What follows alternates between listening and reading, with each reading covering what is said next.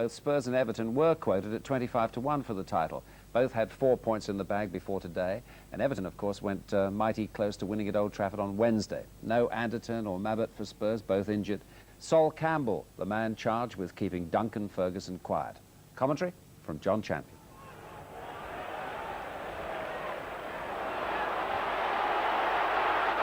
Sinton. Not the best pass.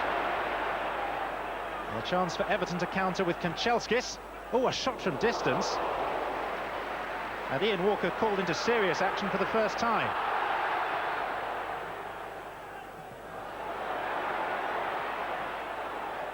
Dazelle. Fox. Now Edinburgh. Sinton. Good control.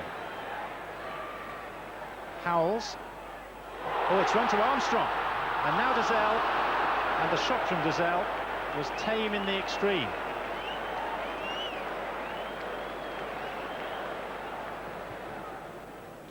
Struck long by Campbell. For Sheringham. Here's Armstrong. Well, the idea was very nice indeed. And the execution wasn't bad either.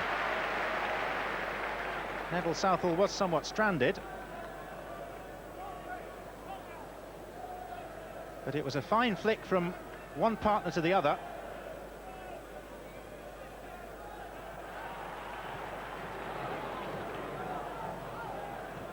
Short.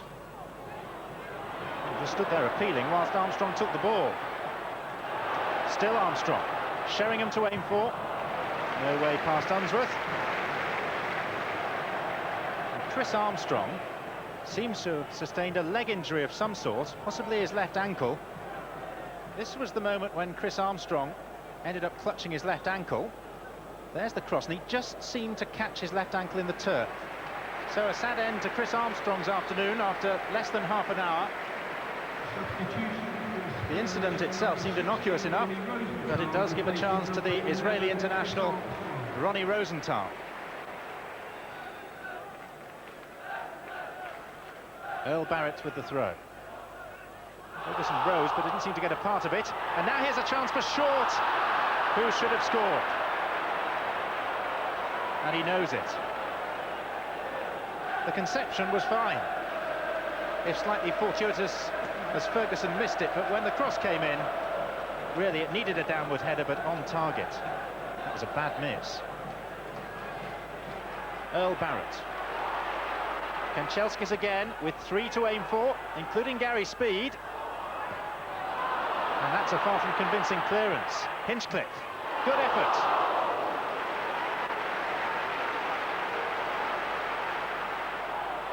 Fox.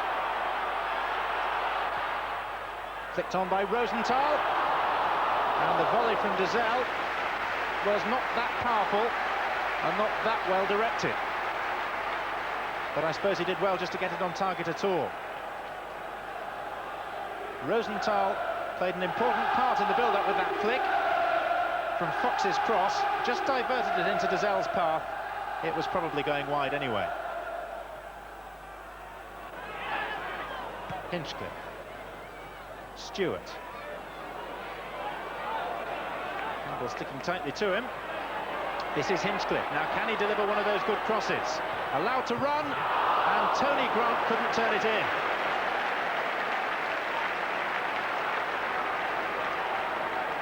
David Howells was the man that stuck with Grant right through to the bitter end. You could just not quite see him out of picture jockeying for position, but Howells did just enough.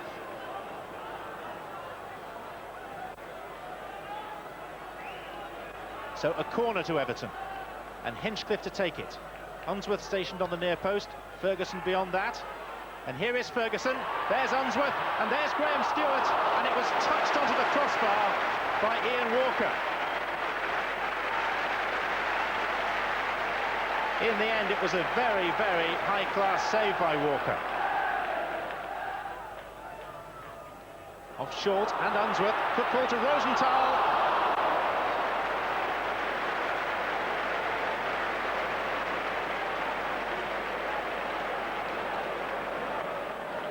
Now Speed, met by Campbell. What can Kanchelskis conjure here? Driven cross, and Ferguson is onside. Chance here for Duncan Ferguson. Good save, although a straightforward one from Ian Walker. It was a super driven pass by Kanchelskis. Inch perfect, really, in delivery. The run was well timed. The shot was driven powerfully enough, but maybe to Walker's left would have been a better bet. From our point of view, we got 5 points from 3 games. This time last year we had 1. So we're quite pleased, and certainly the break of 10 days is welcome, because hopefully we can get Darren back. Hopefully Chris's ankle is got reasonable time to get better, and certainly we'll also have Alan Nielsen available. That was probably the poorest contest that we've had with Tottenham, and now the manager will be pleased. Jerry will be pleased with a point, I'm sure, because he knows they can play an awful lot better. I'm disappointed with a point because I felt we should have won in the end.